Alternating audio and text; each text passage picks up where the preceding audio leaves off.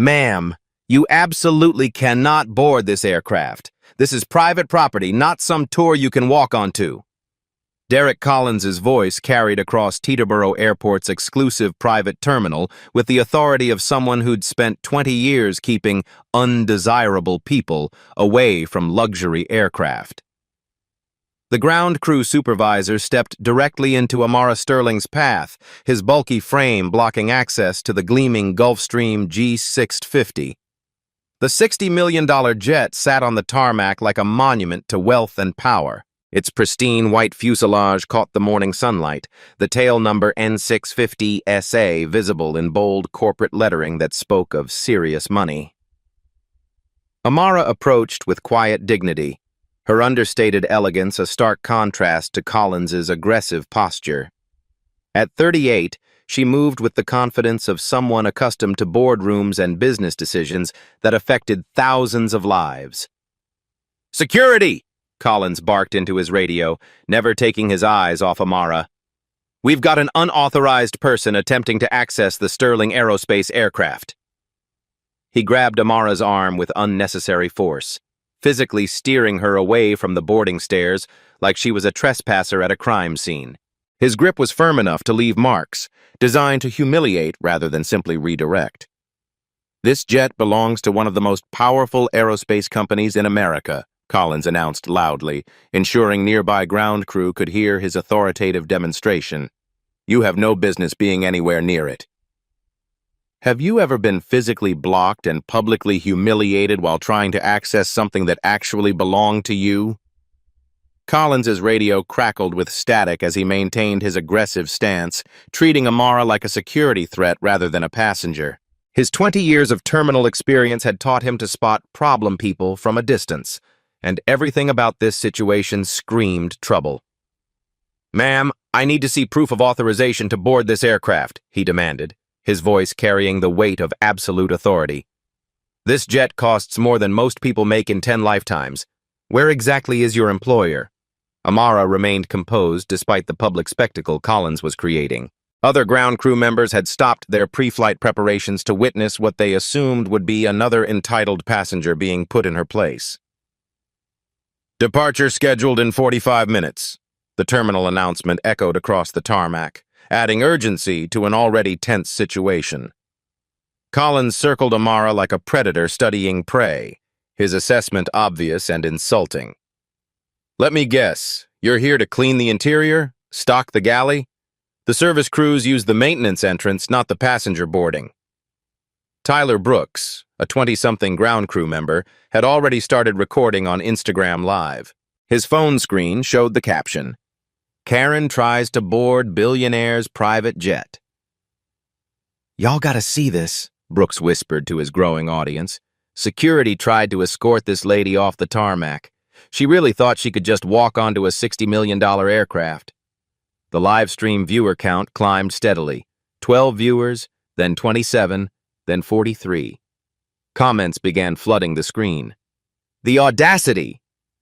She really thought, call security." Amara reached into her Hermes bag, a detail Collins dismissed as probably fake, and withdrew her phone. Her movements were deliberate and methodical as she photographed his name badge and employee identification with professional precision. "What are you doing?" Collins demanded, suddenly uncomfortable with being documented. "Taking notes," Amara replied calmly, switching to her camera app. "Occupational habit."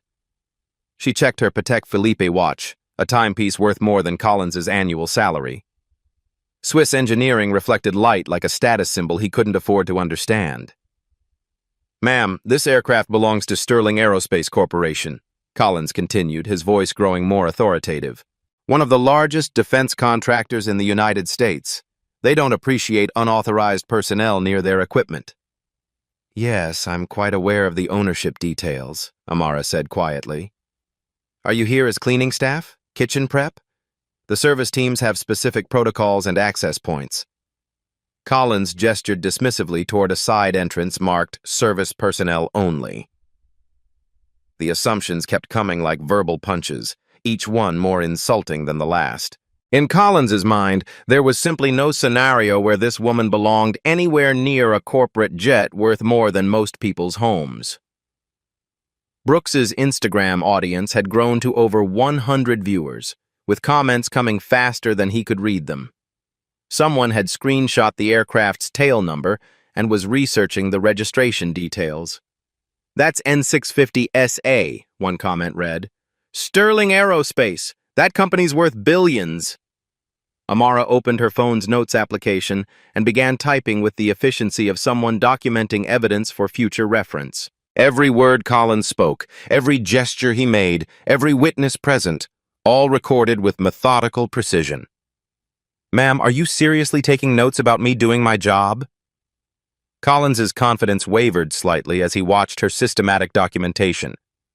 "I document everything that might be relevant later," Amara replied without looking up from her screen. The phrase hung in the air like a warning Collins was too arrogant to heed. Her calm competence was beginning to unnerve him, but his pride wouldn't allow retreat. "Look, I understand you might be confused about where you belong," Collins said, attempting a patronizing tone that came across as pure condescension. "But this is a restricted area for authorized personnel only. I'm just following security protocols to protect valuable corporate assets." "Security protocols," Amara repeated thoughtfully. "And who exactly authorized you to implement these particular protocols?" The question contained layers of meaning Collins couldn't grasp.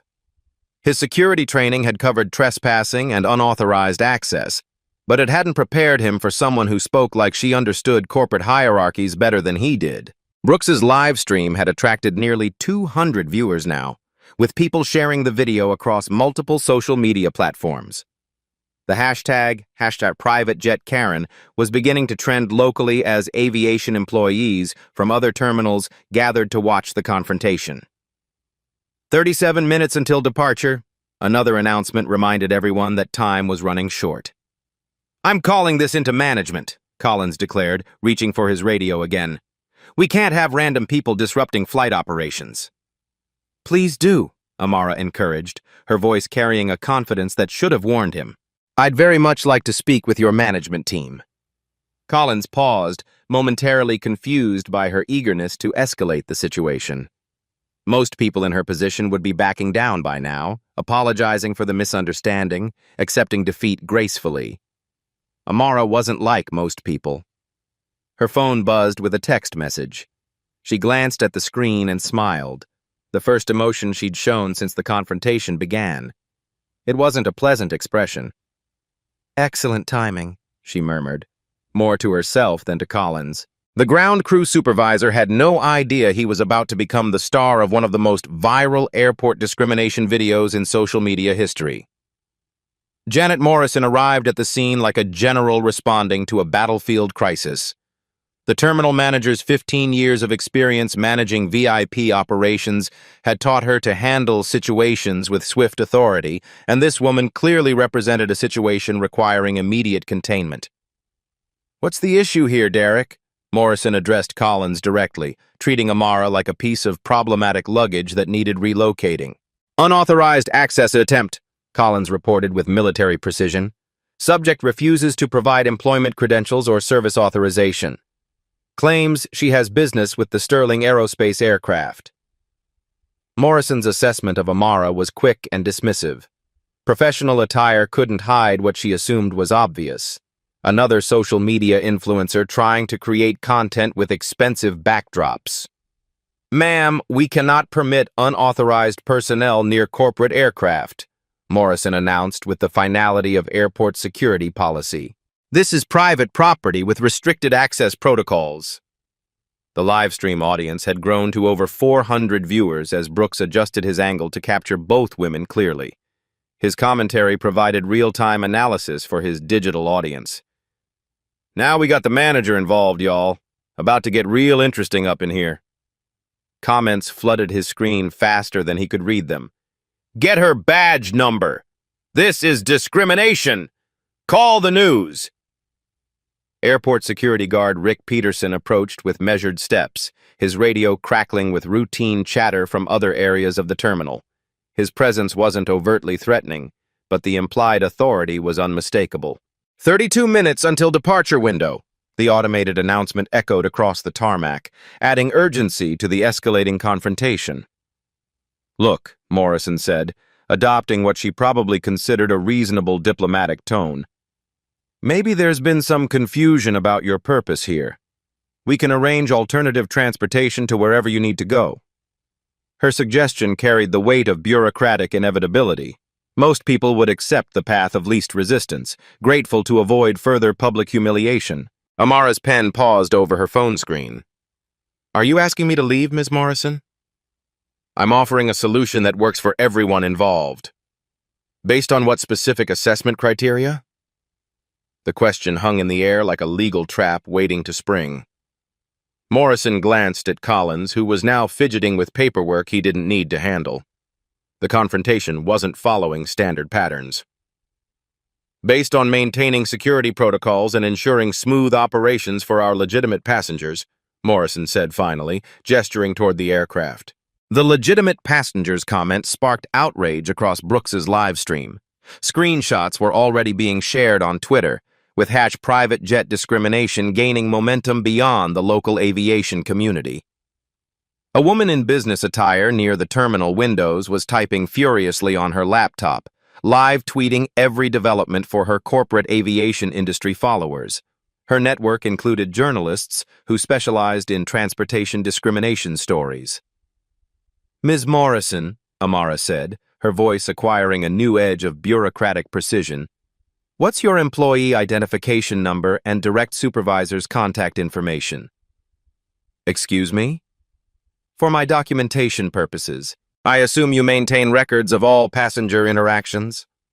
Morrison's professional smile flickered like a light bulb about to burn out.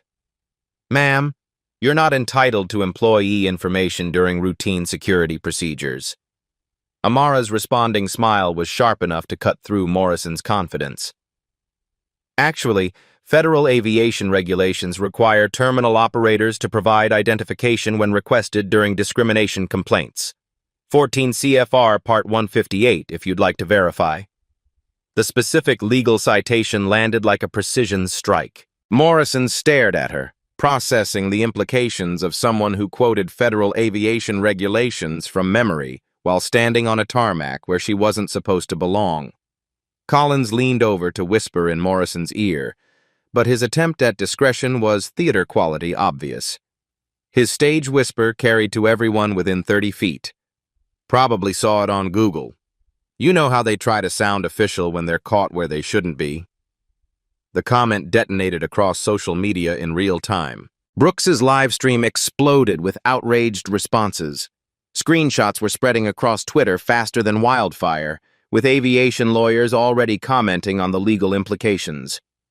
Security guard Peterson shifted uncomfortably, suddenly aware that his routine call was becoming something much larger. He'd been trained to handle unruly passengers and minor disturbances, not viral discrimination incidents with potential federal implications. Ma'am, Peterson interjected carefully, I'm going to need to see some identification and verification of your business here. Standard protocol for restricted area access. The request was reasonable under normal circumstances. Professional protocol. Completely routine for airport security. These weren't normal circumstances. Amara looked at the 3 uniformed personnel now surrounding her in a loose semicircle. Collins hovering with aggressive authority. Morrison wielding administrative power like a weapon. Peterson represents federal security oversight. The digital audience watches through multiple camera angles, the physical crowd pretending to mind their own business while hanging on every word. The corporate aircraft sitting behind them is like a $60 million piece of evidence. She opened her laptop bag with deliberate slowness, the expensive leather case revealing high-end technology and professional documentation that most passengers would never carry. Corporate letterhead, legal documents, business cards with titles that demanded respect.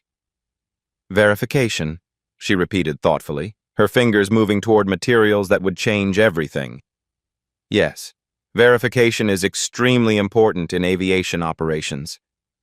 Each movement was methodical, purposeful, digital evidence being compiled in real time while her audience grew larger by the minute. "Mr. Collins, how long have you worked for Signature Flight Support?" she asked, referencing the terminal management company with casual familiarity. "That's not relevant to this security situation. 8 years, according to your LinkedIn profile," Amara continued without pause, her research displayed on her phone screen. "Ms. Morrison, your tenure here is 12 years, correct? Started in customer service, promoted to terminal manager in 2019. Morrison's face was drained of color. "How do you have access to public information? Employment databases, corporate organizational charts." Amara's voice remained conversational, but steel was emerging underneath.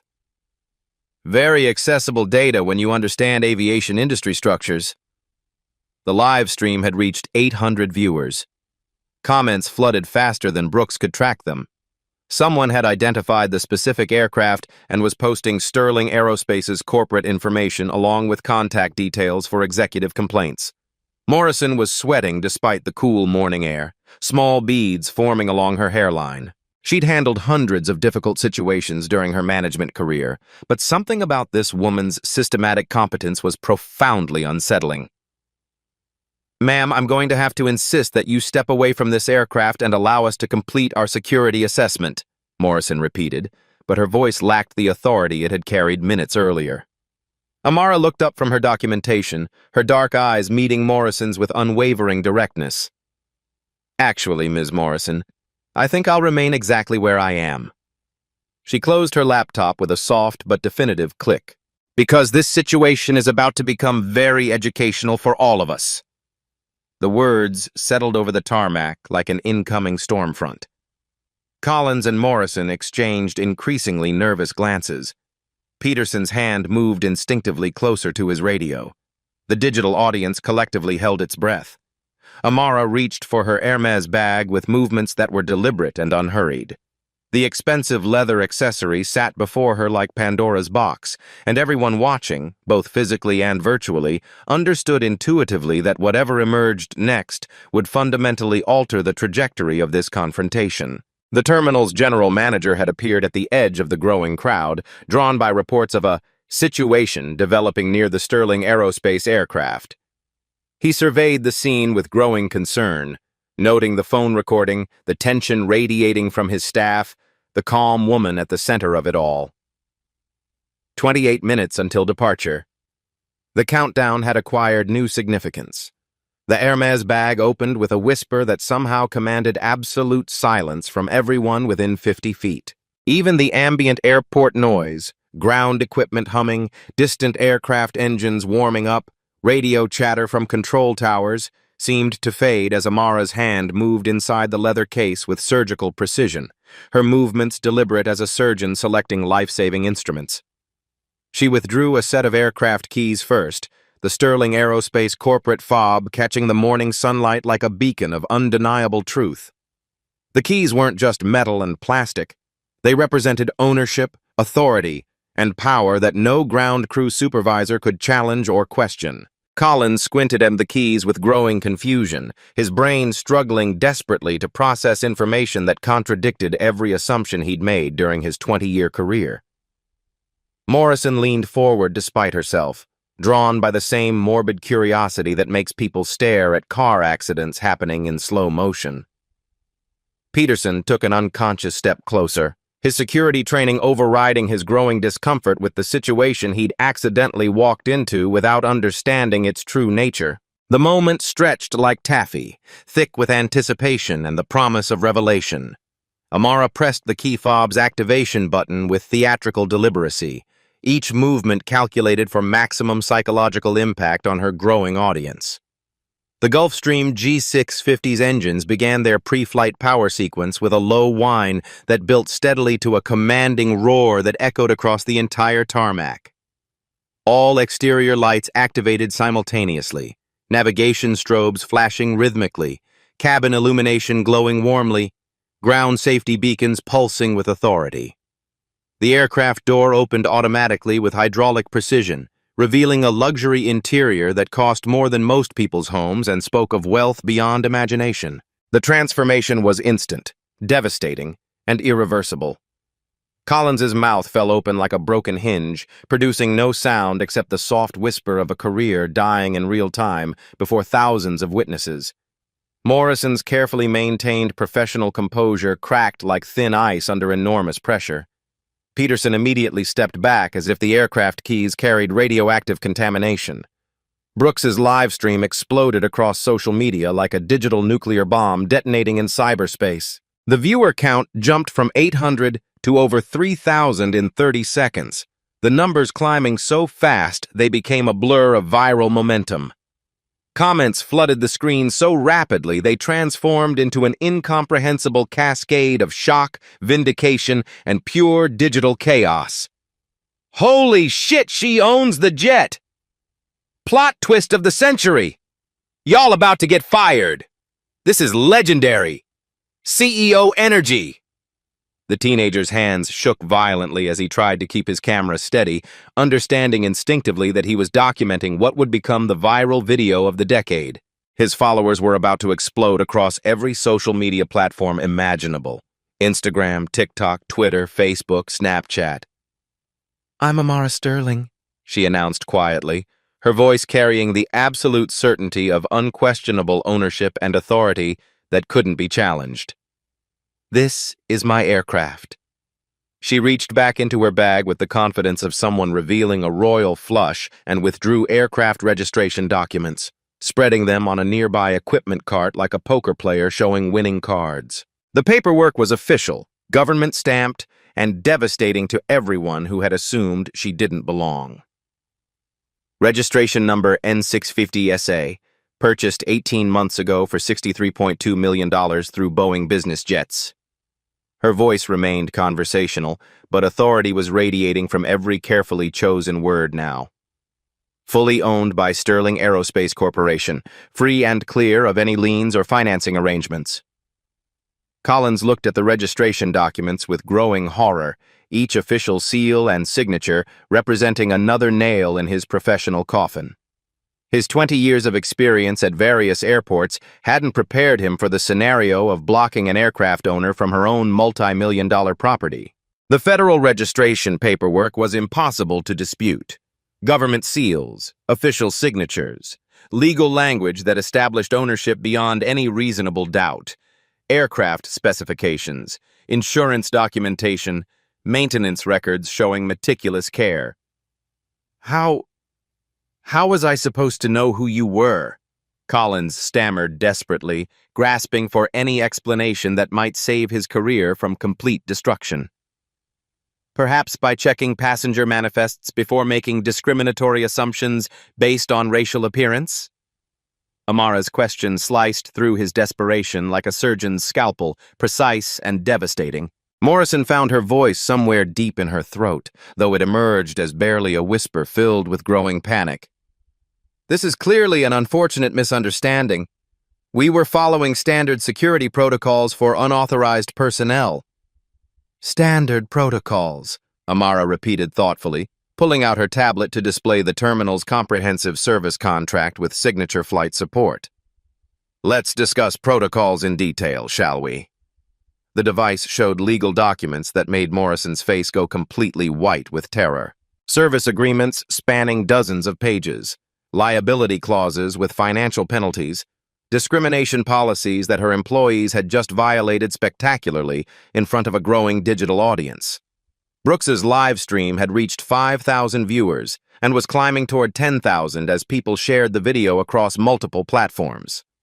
Aviation industry professionals were recognizing the aircraft and company names, understanding the magnitude of what they were witnessing. "Ms. Morrison, your terminal contract with Signature Flight Support includes specific anti-discrimination provisions. Section 12.4, subsection C, if you'd like to review the legal language." She swiped to the relevant clause with the precision of a corporate lawyer, displaying legal text that could terminate contracts and destroy entire careers. The language was dense with federal regulations, penalty structures, and compliance requirements that most people would never encounter. Violation of civil rights protections results in immediate contract review and potential termination of services. Amara read aloud with prosecutorial precision. Your facility handles approximately $47 million in annual business across all corporate clients. She paused for effect, letting the financial implications sink in like poison. Sterling Aerospace represents $12 million of that annual revenue, roughly 25.5% of your total business operations. The financial mathematics were crushing Morrison like an avalanche of consequences she'd never considered. $12 million in annual contracts tied directly to the woman they'd just humiliated publicly before thousands of witnesses. The terminal employed 47 people whose jobs depended entirely on maintaining corporate relationships. Peterson's radio crackled with incoming calls from other security personnel who'd heard about the situation. He ignored the communication, too stunned to respond coherently to what he was witnessing. But there's significantly more information you need to understand, Amara continued, reaching back into her bag with the supreme confidence of someone holding all the cards in a game where careers and livelihoods were the stakes. She withdrew a business card holder made of platinum and leather, selecting a card with the precision of a surgeon choosing instruments for a delicate operation. The cardstock was expensive European paper, embossed with corporate logos that spoke of serious money and institutional power. Amara Sterling, Chief Executive Officer, Sterling Aerospace Corporation. The title hit Morrison and Collins like a physical blow to the stomach. Not just an aircraft owner. Not just a wealthy passenger with expensive taste. The CEO of a major defense contractor with federal government connections and the institutional power to destroy entire careers with a single executive decision. Sterling Aerospace wasn't just any company. It was a billion-dollar corporation with Department of Defense contracts, NASA partnerships, and the kind of political connections that could reach congressional offices. Collins made a sound somewhere between a whimper and a death rattle, understanding that his mortgage payments, his children's college funds, his health insurance, everything connected to employment that was evaporating in high definition before a global audience.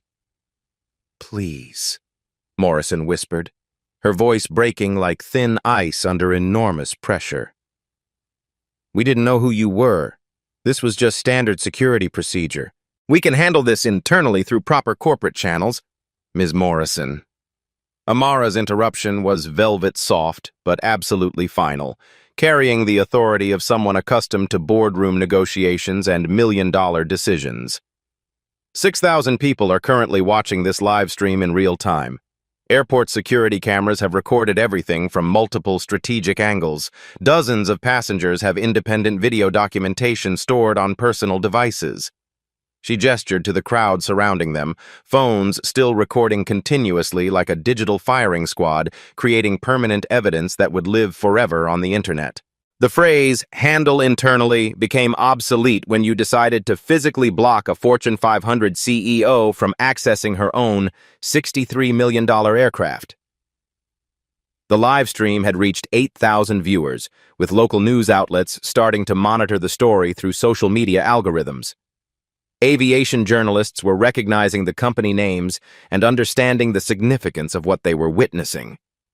Peterson stood completely paralyzed, understanding he'd witnessed career-ending discrimination broadcast in ultra-high definition to a rapidly growing global audience. His security training had covered trespassing and unauthorized access scenarios, but nothing had prepared him for this level of corporate authority. The terminal's general manager was pushing through the crowd now, his face pale with recognition and growing horror.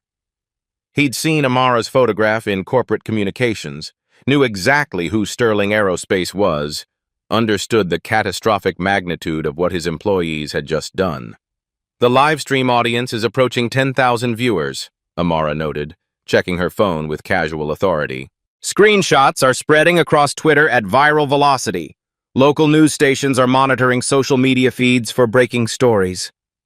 She closed her tablet and returned it to her bag, then lifted the aircraft keys like a prosecutor presenting murder weapon evidence in a capital case. The metal and plastic looked fundamentally different now, not just access tools, but symbols of authority that no ground crew could challenge. 24 minutes until scheduled departure, she noted, consulting her precision Swiss timepiece that reflected the quality of executive compensation packages. I believe we need immediate consultation with your operations management, legal department, and quite possibly your crisis communication team. The corporate authority in her voice was unmistakable now, no longer hidden behind the facade of a confused passenger seeking assistance. Not someone trying to access restricted areas without permission, but the CEO of a company that could eliminate their entire operation with a single contract cancellation. Collins slumped against a baggage cart, completely defeated, and understanding his termination was inevitable. Morrison fumbled for her radio with trembling hands, trying to call supervisory backup that was already too late to save anyone's career. Peterson remained frozen in place, watching corporate power destroy racial assumptions in real time. The transformation was complete and irreversible. The supposed problem passenger had revealed herself as the most powerful person at Teterboro Airport. But CEO Sterling wasn't finished delivering devastating revelations. "There's additional critical information you need to understand immediately," she announced, her voice projecting across the tarmac with the authority of someone who controlled billion-dollar defense contracts and had congressional representatives on speed dial. The live stream audience pressed closer to their screens, sensing more revelations coming. The physical crowd held its collective breath. News vans were racing toward the airport with camera crews. Sterling Aerospace Corporation doesn't just own this aircraft and maintain this passenger account. Strategic pause, digital drum roll, career-ending suspense building to crescendo. We also hold the primary maintenance and service contract for this entire terminal facility. The implications struck like successive tsunamis, destroying everything in their path. This transcended individual employment situations completely. This represented the institutional power to eliminate 47 jobs, shut down terminal operations entirely, and destroy a multi-million-dollar business relationship that supported entire families. The viral video was metamorphosing into a corporate apocalypse broadcast live to a global audience that would remember this moment forever. Stock prices would fluctuate based on social media sentiment. Corporate executives would demand detailed explanations. Congressional representatives would ask pointed questions about discrimination in federally regulated transportation facilities. The quiet woman they'd dismissed as a security threat controlled their entire professional existence. American capitalism had just revealed its true power structure in real time. The terminal's general manager, William Hayes, arrived at the crisis scene like a fire chief responding to a 5-alarm blaze that threatened to consume everything he'd built over 15 years of careful relationship management. His face was ashen with recognition and growing horror as he absorbed the magnitude of what his employees had just done. "Ms. Sterling," he said, his voice carrying the desperate respect of someone trying to prevent a corporate catastrophe. "I'm William Hayes, General Manager. How can we resolve this situation professionally and immediately?" Amara's smile was razor-sharp, carrying the cutting edge of executive authority that could slice through careers like a surgical blade. "Mr. Hayes, your employees just violated multiple federal statutes and contractual obligations in front of a digital audience that's now approaching 12,000 people." She opened her tablet again, displaying Sterling Aerospace's comprehensive financial data with the precision of a forensic accountant presenting evidence in a corporate fraud trial. The numbers appeared on screen like artillery shells landing on target. "Let's discuss the mathematics of discrimination in private aviation, shall we?" The first screen showed Sterling Aerospace Corporation's annual financial performance in devastating detail. Revenue streams, profit margins, government contracts, Defense Department relationships. The kind of institutional power that could reshape entire industries. Sterling Aerospace reported $2.8 billion in revenue for fiscal year 2023. Our defense contracts with the Pentagon total $1.2 billion annually. NASA partnerships generate an additional $340 million. Hayes's corporate composure began cracking like a dam under enormous pressure. He understood exactly where this financial presentation was heading, and the destination looked like a professional apocalypse. "Our private aviation operations represent a relatively small segment. Approximately $47 million annually in aircraft operations, maintenance contracts, and terminal services. Amara swiped to the next screen, revealing Department of Transportation enforcement data that made Morrison physically ill. Federal statistics. Discrimination complaints. Penalty structures that could destroy corporate reputations overnight. The DOT received 1,247 discrimination complaints against private aviation facilities last year. Teterboro Airport accounted for 23% of those complaints, the highest rate in the northeastern United States. She pulled up enforcement actions with the efficiency of a Supreme Court clerk presenting legal precedents, case numbers, settlement amounts, corporate penalties that had destroyed smaller operations entirely. Average federal fine per proven discrimination incident, $127,500. Your facility currently has 6 open investigations pending with federal oversight agencies. Collins made a strangled noise from his position against the baggage cart, watching his career statistics being presented like evidence in a criminal trial. Morrison was sweating through her management uniform despite the cool morning air. But today's incident involves additional federal violations beyond standard discrimination complaints, Amara continued with prosecutorial precision that would make Supreme Court justices proud. She pulled up federal statutes with the speed of someone who'd memorized corporate law during her MBA studies at Wharton Business School. 18 U.S.C. Section 1941.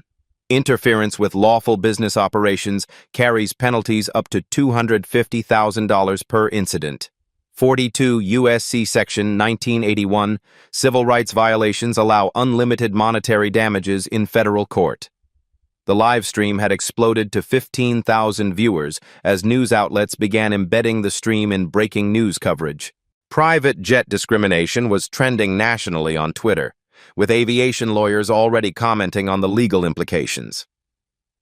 Brooks's phone was overheating from the viral traffic, but he kept recording, understanding he was documenting corporate justice in real time. Hayes attempted desperate damage control with the efficiency of someone trying to stop arterial bleeding with bandages. Ms. Sterling, we can arrange immediate comprehensive retraining for all personnel. Mr. Hayes, retraining doesn't address systematic discrimination patterns documented across multiple incidents over 18 months. Amara's voice cut through corporate deflection like a laser-guided missile. This isn't isolated employee misconduct. This is institutional failure requiring federal oversight and contractual consequences. She displayed a comprehensive spreadsheet that made Hayes's face go completely white with terror. Data compilation that represented months of investigation and documentation. I've personally documented identical discrimination incidents at this terminal in March, January, and November of last year. Same behavioral patterns. Same racial profiling assumptions, same institutional responses that protect employees rather than addressing discrimination. The data was absolutely devastating. Timestamps, employee names, witness statements, video evidence from security cameras that Hayes thought nobody accessed or reviewed. Your Employee Handbook, Section 7.3, explicitly prohibits passenger profiling based on appearance or assumed economic status. Mr. Collins violated written corporate policy. Collins began sobbing quietly, understanding his termination was inevitable and his professional reputation was destroyed forever. Your management protocols, page 23, require supervisory consultation with security footage review before passenger removal. Ms. Morrison violated established procedures. Morrison's career was disintegrating in real time before a global audience that would remember this moment forever.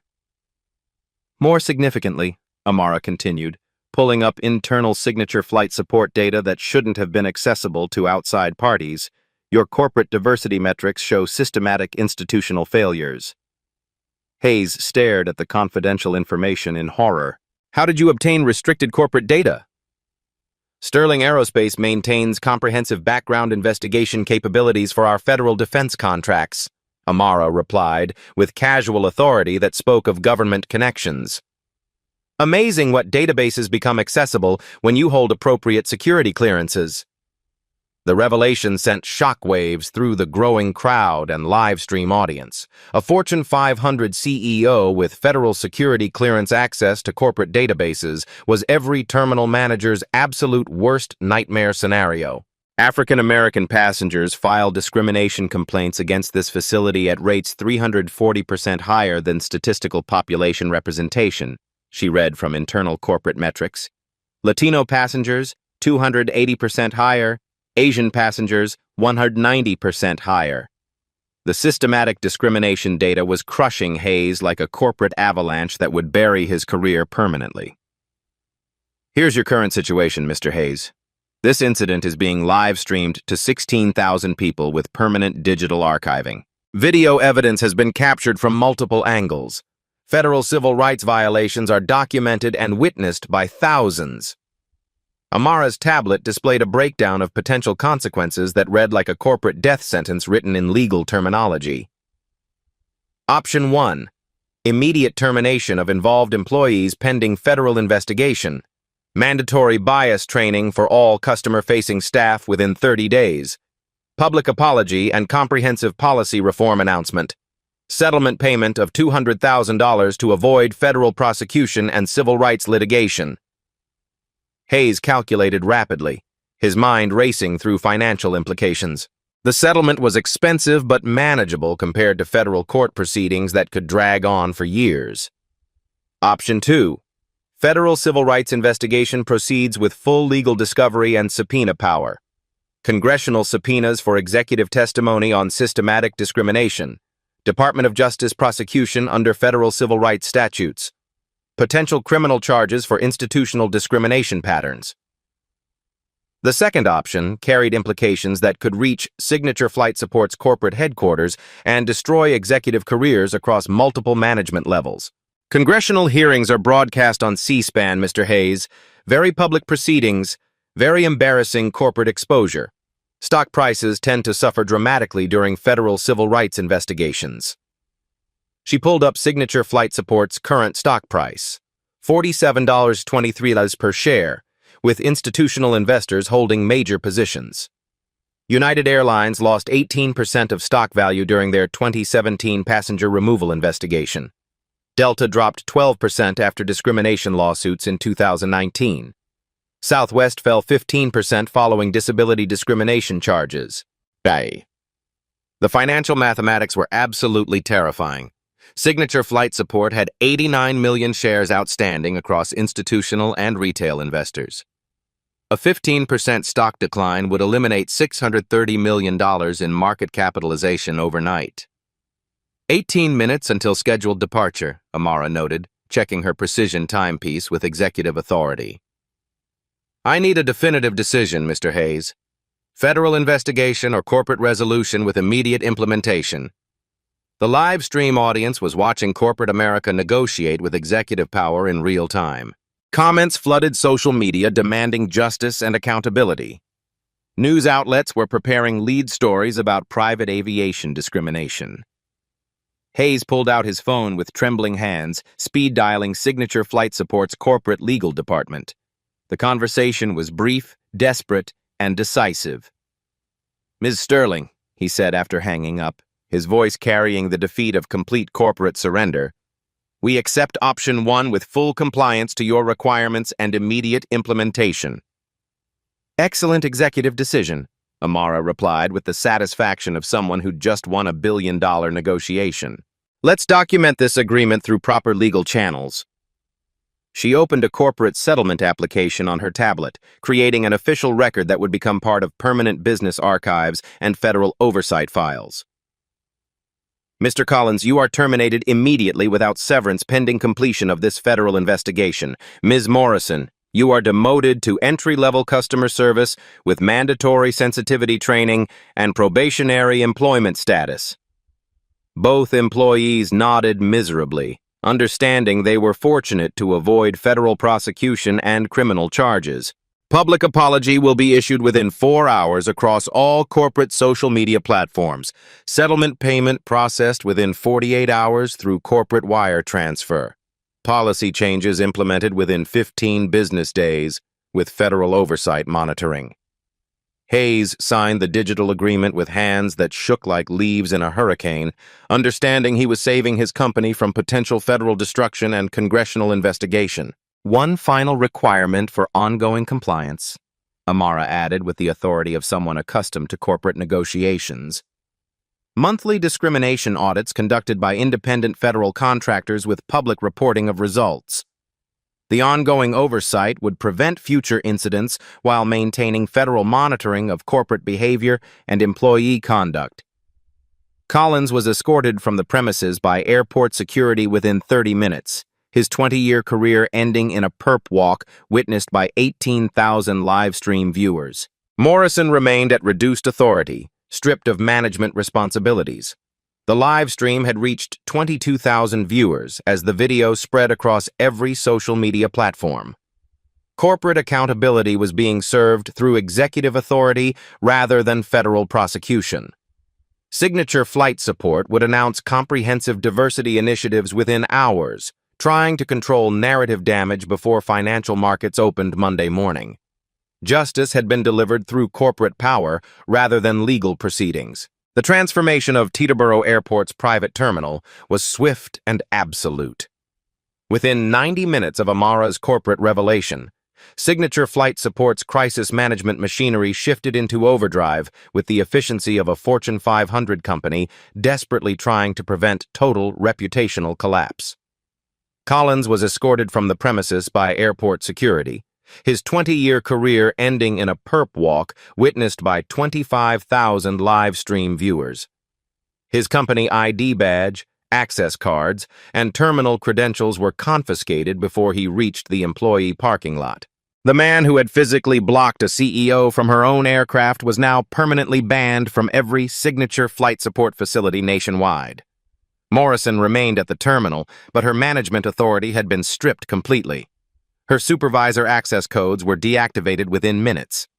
The woman who had assumed corporate ownership was impossible for a black passenger was now taking orders from junior customer service representatives. The damaged relationship between Sterling Aerospace and the terminal required immediate corporate intervention. Hayes worked frantically on his laptop, coordinating damage control from the gate area itself. The optics mattered, resolving the crisis publicly where it had exploded, rather than hiding behind closed boardroom doors and corporate spin. "Ms. Sterling," Hayes said, looking up from his screen with the desperation of someone trying to save his own career, "Corporate Communications has prepared the public apology statement. Would you review it before publication across all company platforms?" Amara read the document with the analytical precision of a CEO who'd negotiated billion-dollar defense contracts with Pentagon officials. The language was appropriately contrite without admitting criminal liability that could trigger additional federal investigations. "Add specific mention of measurable policy changes," she instructed with executive authority. "Passengers need concrete actions with timelines, not corporate platitudes and empty promises." The revised apology was posted to Signature Flight Support's social media accounts within 2 hours of the incident. It acknowledged inappropriate employee conduct, announced immediate termination and demotion, and detailed comprehensive policy reforms already being implemented across all terminal locations. The settlement payment of $200,000 was processed through corporate wire transfer systems with the speed that only institutional money could command. Half would fund civil rights organizations focused on transportation equality. Half would establish passenger advocacy programs at minority-serving universities. But the most significant changes were systematic rather than financial. Signature Flight Support's Excellence Through Inclusion customer service protocol launched within 72 hours across all corporate locations. Every terminal employee would receive 40 hours of bias recognition training instead of the previous 4-hour diversity orientation. Role-playing scenarios would include executive encounters, cultural sensitivity situations, and discrimination prevention protocols. A passenger advocacy application was developed and deployed within 10 days. Travelers could report discrimination incidents directly to federal oversight agencies through encrypted submissions that bypassed internal corporate filtering systems designed to suppress complaints. Monthly discrimination audits became mandatory across all signature flight support facilities nationwide. Independent federal contractors would review customer complaints, employee conduct records, and security camera footage to identify pattern discrimination before it reached viral video status. The Terminal Body Camera program launched at 15 major airports within 30 days. Gate agents, security personnel, and customer service managers were required to wear recording devices during all passenger interactions. The footage would be reviewed by federal oversight teams and made available for discrimination investigations. Customer complaint response times were reduced from the industry standard of 10 business days to 12 hours maximum. Every complaint would receive individual investigation with documented resolution provided to both the passenger and federal monitoring agencies. Executive compensation was restructured across signature flight support to include discrimination metrics in performance evaluations. Customer service violations would directly impact corporate leadership bonuses. Systematic bias patterns would trigger executive performance reviews that could result in termination. The $100,000 donation to civil rights organizations was announced with significant corporate publicity, but the ongoing monthly audit costs would exceed that amount every quarter. Real change was expensive, which made it effective and sustainable. Congressional representatives began drafting the Private Aviation Passenger Rights Act within a week of the viral video. The legislation would require federal discrimination reporting across all private transportation industries. Amara's incident had become the catalyst for nationwide policy reform. Other private aviation companies preemptively updated their policies rather than risk similar viral exposure and corporate destruction. NetJets, FlexJet, Wheels Up, and VistaJet all announced enhanced diversity training programs before federal pressure could force compliance. The ripple effects extended beyond aviation into luxury service industries. Five-star hotels, exclusive restaurants, and private clubs began reviewing their customer service protocols. No corporation wanted to become the next viral discrimination case study with congressional oversight. Amara's strategic approach had demonstrated the power of corporate authority over emotional confrontation. She hadn't raised her voice, made personal threats, or demanded special treatment. She had simply revealed her institutional power at the precise moment when it would create maximum systematic change. The live stream video exceeded 3 million views within a week across all platforms. #Own Your Space became a rallying cry for minority business owners. Corporate power inspired countless social media posts about economic authority overcoming racial assumptions. Hayes was transferred to corporate headquarters to oversee the new discrimination prevention program nationwide. His crisis management skills had saved Signature Flight Support from federal prosecution, earning him a promotion despite presiding over the initial incident. The Teterboro terminal was redesigned with improved passenger comfort features and cultural sensitivity displays. A memorial plaque, discreetly placed but permanently installed, acknowledged the incident and Signature Flight Support's commitment to excellence through inclusion.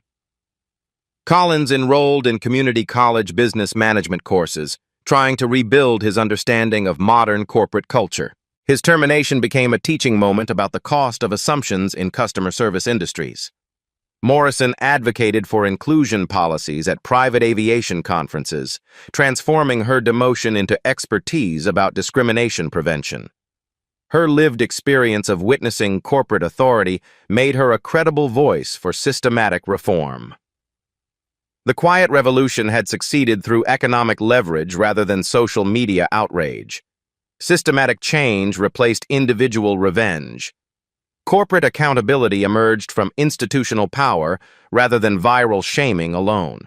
Signature Flight Support stock price initially dropped 4.1% on news of the incident but recovered within 3 weeks as investors recognized the company's proactive response.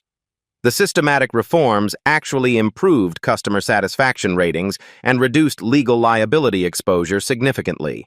Most importantly, other passengers began traveling with increased confidence that discrimination would face immediate corporate consequences. The video had created a precedent that service industry employees could no longer ignore the possibility of serving executives, government officials, or other powerful individuals. Business ownership has revealed itself as the ultimate protection against discrimination in capitalist society. 18 months later, CEO Amara Sterling stood before a packed Senate Commerce Committee hearing room, her Sterling Aerospace corporate pin gleaming under C-SPAN cameras. The committee had called her to testify about systemic discrimination in luxury transportation industries. The incident at Teterboro wasn't isolated, she told the assembled senators with the calm authority that had made her a Fortune 500 leader. It was symptomatic of institutional assumptions that pervade service industries nationwide.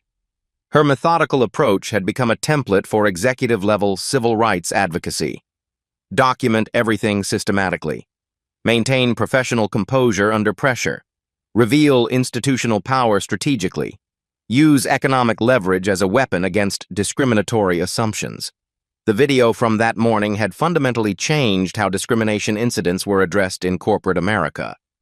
Business owners now understood that quiet authority could be more devastating than explosive anger. Strategic thinking defeated loud prejudice every single time. Brooks's live stream had launched his career as a social justice content creator. His Instagram following grew to 800,000 people who wanted real-time accountability for corporate discrimination. He documented 15 similar incidents across different industries, always armed with legal knowledge Amara had taught him during follow-up conversations. The original video reached 27 million views across all platforms, inspiring a generation of minority entrepreneurs to understand their economic rights. Comment sections became educational forums where people shared discrimination experiences and learned about corporate leverage. Signature Flight Support became an unlikely success story in corporate transformation. Their systematic reforms reduced discrimination complaints by 89% within the first year. Customer satisfaction ratings improved dramatically across all demographic groups. Employee morale increased as workers felt proud of their company's commitment to authentic inclusion. Collins completed his business management program and became a diversity training consultant specializing in aviation services. His lived experience of perpetrating executive-level discrimination made him uniquely qualified to help others recognize unconscious bias patterns. He'd transformed his career-ending moment into purposeful advocacy work. Morrison was promoted to Regional Inclusion Manager after excelling in her reformed role.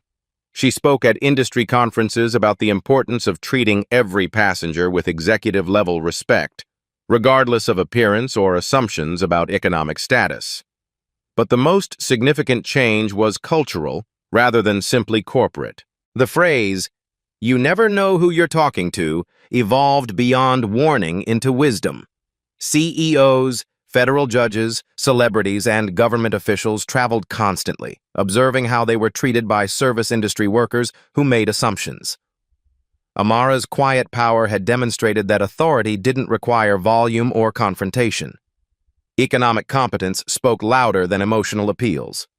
Corporate knowledge was more effective than social media outrage alone. The story resonated across communities that had experienced similar assumptions about their economic status. Black entrepreneurs shared their own encounters with service industry prejudice. The video became required viewing in business school programs nationwide. Corporate America learned that viral videos could destroy decades of reputation building within hours. The cost of comprehensive bias training seemed insignificant compared to federal investigations, congressional hearings, and systematic boycotts. Most importantly, the incident proved that systematic change was possible when individual economic power met institutional accountability. One person's refusal to accept discriminatory treatment had reformed an entire industry. These are the real-life stories that demonstrate economic empowerment in action. Touching stories of business leaders who refuse to accept assumptions about their capabilities. Black stories that showcase the power of preparation, strategic thinking, and institutional leverage. Life stories like Amara's remind us that ownership should never be questioned based on appearance. That economic authority can move mountains of prejudice. That corporate power exists to protect entrepreneurs from discrimination, but only when people have the courage and resources to invoke it strategically. The live stream from Teterboro continues to educate new viewers every day. Business schools use it in case studies. Corporate trainers show it to emphasize the cost of executive-level bias. Entrepreneurs reference it when facing similar discrimination. Change happened because one person refused to be diminished by other people's economic assumptions. Because she came prepared with ownership documentation, institutional authority, and the strategic patience to use both effectively. If you've experienced discrimination in private aviation, luxury hotels, exclusive restaurants, or any premium service industry, remember Amara's example. Document everything systematically. Know your economic rights. Maintain professional composure. Reveal your authority when it will create maximum systematic impact. Your voice matters in fighting institutional economic prejudice. Your story could be the catalyst for industry-wide corporate reform. Your dignity is worth defending through economic knowledge rather than emotional confrontation alone. Share your discrimination experiences in the comments below. Tell us how you've used business ownership or economic leverage to combat bias. Your stories educate others about recognizing and responding to executive-level prejudice. Subscribe to Black Voices Uncut for more stories of quiet economic power overcoming loud assumptions. Ring the notification bell because these success stories need amplification across every business community. Share this video if you believe ownership should never be questioned based on racial appearance. If you understand that economic knowledge is the ultimate weapon against service industry discrimination. If you know that real change requires strategic corporate thinking rather than viral anger alone. Together, we're rewriting the rules about how discrimination gets challenged and defeated in capitalist society. One business owner at a time. One Fortune 500 executive at a time. One quiet economic victory at a time. The next time someone assumes you can't afford premium services, remember CEO Sterling. Stay professionally composed, document everything systematically, and reveal your economic power when it will create the most positive systematic change. You're not on the list. The words sliced through champagne-soaked air like a blade through silk. Marcus Williams, impeccably dressed in his Brioni suit, stands before the Metropolitan Museum's rooftop entrance where Manhattan's tech elite gather for the Pinnacle Innovation Awards. The security manager's eyes narrow, scanning the black executive with predatory precision. "Name?" Daniel Sterling demands, clipboard clutched like a weapon. Marcus states his name confidently. Sterling's finger traces the guest list. Twice, 3 times. A theatrical pause stretches between them as other guests slow their conversations, sensing drama brewing. "You're not on here," Sterling announces with practiced authority. "Sir, there must be some mistake," Marcus says calmly. Sterling's smile turns predatory. "No mistake. This is an exclusive event." Marcus pulls out his phone, displaying the official invitation. Sterling barely glances. "Anyone can fake these nowadays." "What would you do if this happened to you? Drop your location in the comments."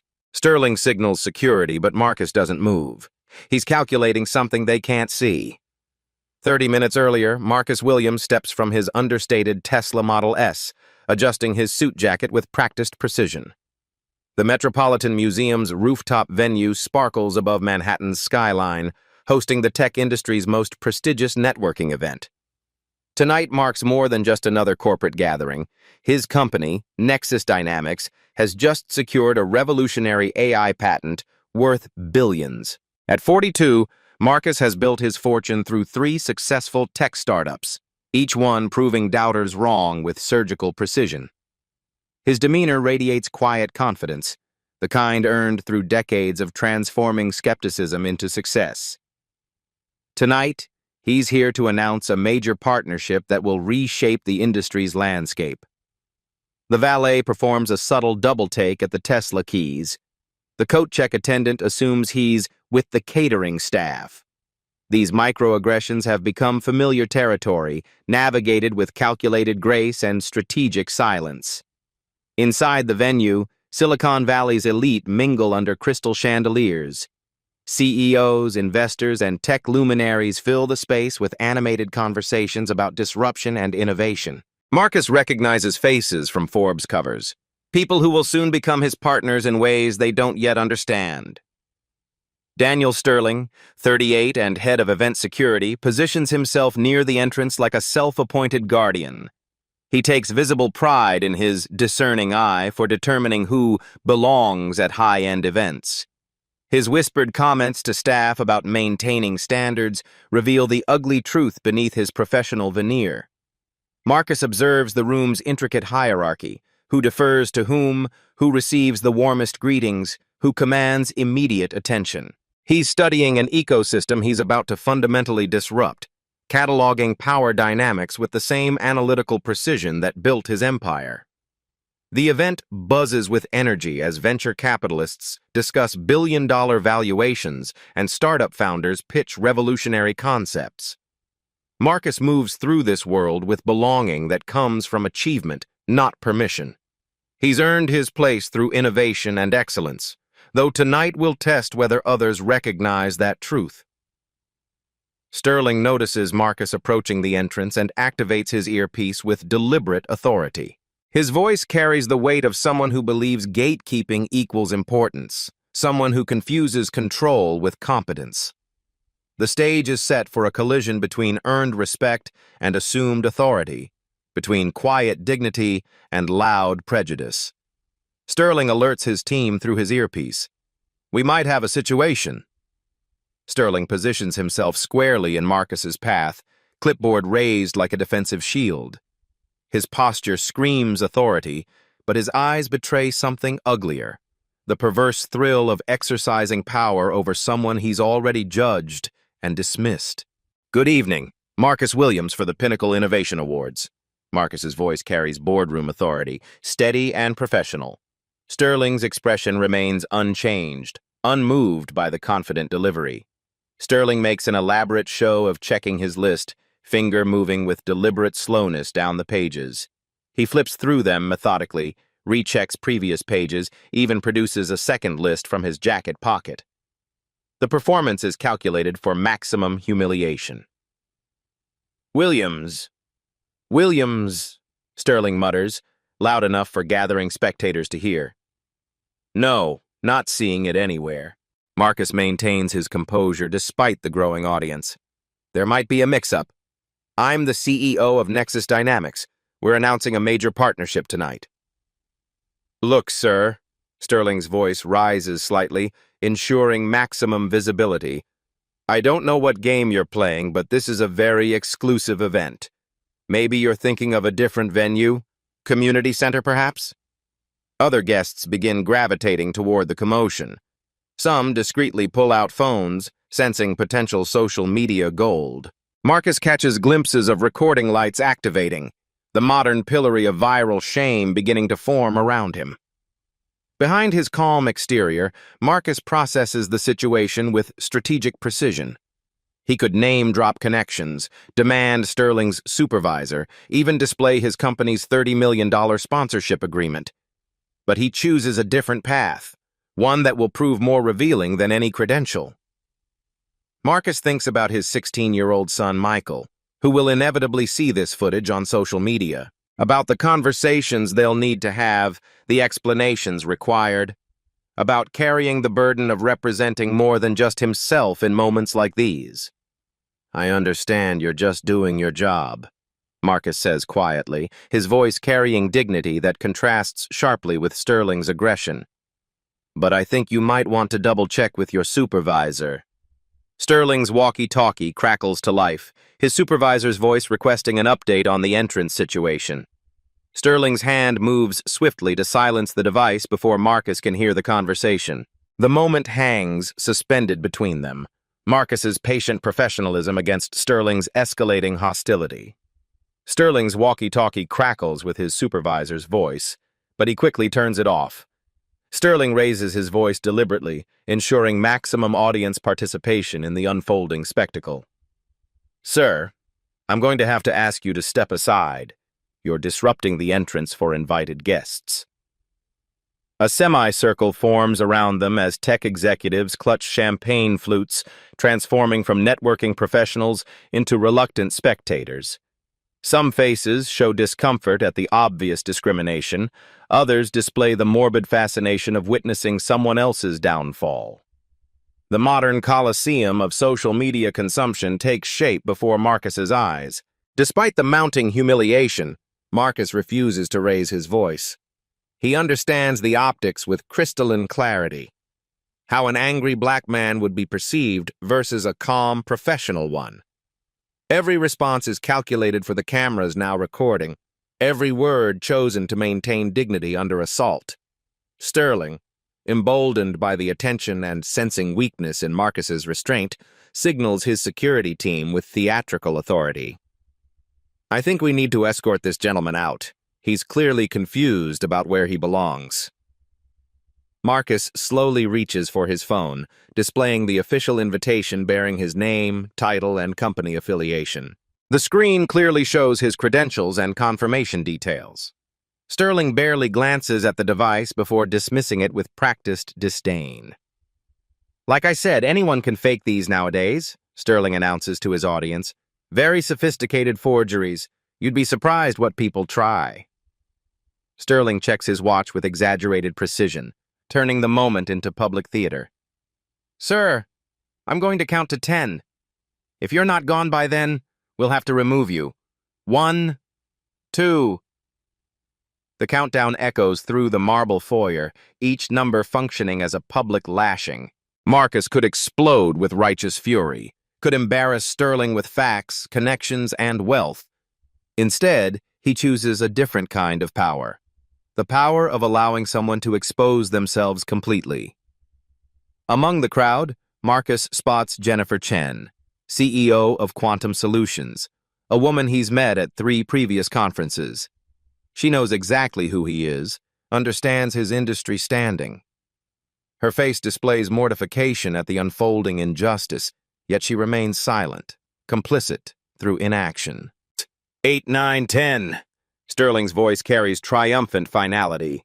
Officers, please escort this individual off the premises, and make sure he doesn't come back tonight. 2 security guards approach Marcus with hesitant steps. He raises his hands slightly, a gesture of compliance that also signals peaceful intentions to the recording devices. I'll leave voluntarily, he states clearly, ensuring good audio quality for the inevitable footage analysis. As Marcus turns toward the exit, Sterling cannot resist delivering one final devastating blow.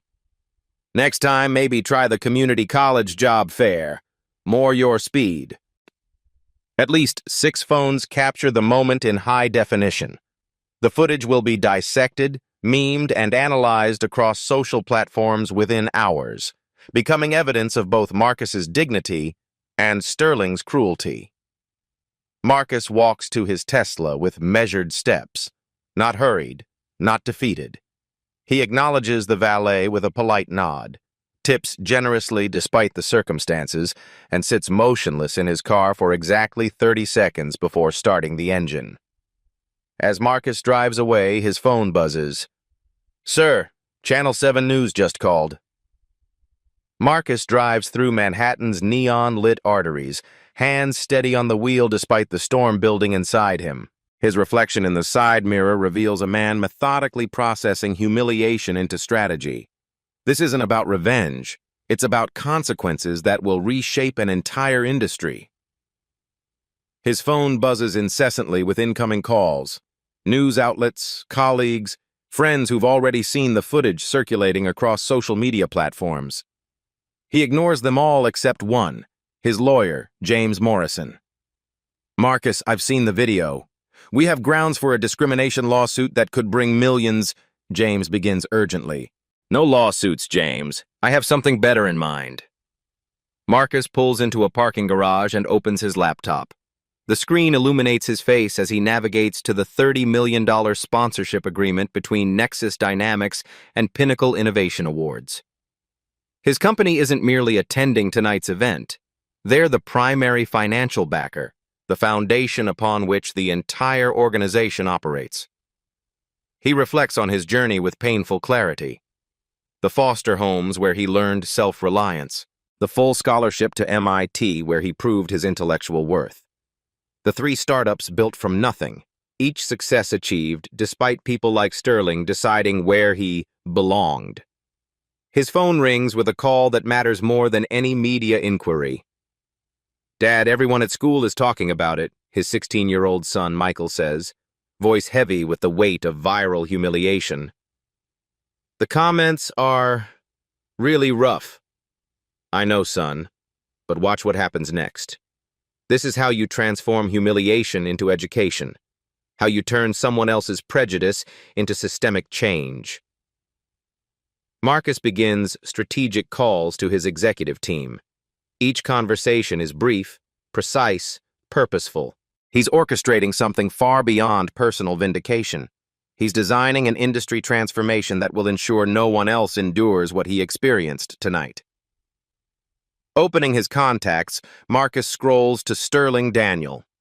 They've met before, at a charity fundraiser where Marcus donated $100,000 to Sterling's community organization. Sterling had been effusive with gratitude then, all smiles and handshakes, never recognizing the man he would later humiliate based on appearance alone. Marcus contemplates the systemic nature of tonight's incident. How many other Black executives, entrepreneurs, and professionals face similar treatment at industry events? How many lack the resources, connections, or platform to respond effectively? How many simply accept discrimination as the price of participation? He drafts an email to the Pinnacle Innovation Awards Board of Directors, not angry or accusatory, just a simple professional notice of sponsorship cancellation, effective immediately. The message sits in his drafts folder. He won't send it yet. Timing will be everything. Marcus opens another file, a comprehensive diversity and inclusion initiative he's been developing for months. Tonight's incident has just provided the catalyst to launch something much larger than personal justice. His PR team calls with urgent damage control strategies. "Marcus, we need to shape the narrative. Do you want to go on the offensive?" "No offense needed. Just let them keep talking. Their words will become evidence." He remembers his mentor's wisdom. Success is the best revenge, but systemic change is the best legacy. Marcus receives a call from an unknown number, the event coordinator, frantically apologizing. Emergency conference calls erupt among Pinnacle Innovation Awards board members as the crisis spirals beyond containment. The video has achieved viral status. Major sponsors are threatening withdrawal, and their organizational reputation hemorrhages credibility by the hour. Board Chair Catherine Walsh reviews the devastating financial projections with growing alarm. "Our top 3 sponsors are reconsidering their partnerships. The Williams incident has become a liability we cannot ignore or minimize." Sterling faces immediate suspension pending a comprehensive investigation. Security footage from the event confirms the discrimination with damning clarity, showing his dismissive behavior and deliberate refusal to properly verify Marcus's legitimate credentials. While the world demands his response, Marcus maintains strategic silence that amplifies the story's impact exponentially. His last social media post appeared 3 days ago, a technical discussion about AI innovation. The deliberate quiet transforms absence into presence, making his eventual response inevitable and powerful. Tech industry leaders begin weighing public statements carefully. Some offer immediate support to Marcus. Others maintain diplomatic neutrality while privately reassessing their own practices. The incident becomes a litmus test for corporate values and authentic commitment to diversity. Private investigators hired by the board uncover Sterling's troubling history. 3 previous complaints about discriminatory behavior were quietly handled through internal channels, swept under organizational carpets rather than addressed systematically. Sterling desperately attempts reaching Marcus through mutual connections, seeking private meetings to apologize and limit damage. Every avenue leads to polite but firm refusals from Marcus's representatives. Inside Nexus Dynamics, Marcus's team conducts emergency damage assessment. CMO Lisa Torres presents encouraging social media analytics. Overwhelmingly positive sentiment toward Marcus, massive increases in brand recognition, and unprecedented inquiries from potential partners seeking association with principled leadership. Marcus reveals to his executive team that tonight's incident represents something larger than individual prejudice. This isn't about one security guard's bias. It's about institutional patterns that enable such behavior to persist unchecked across our industry.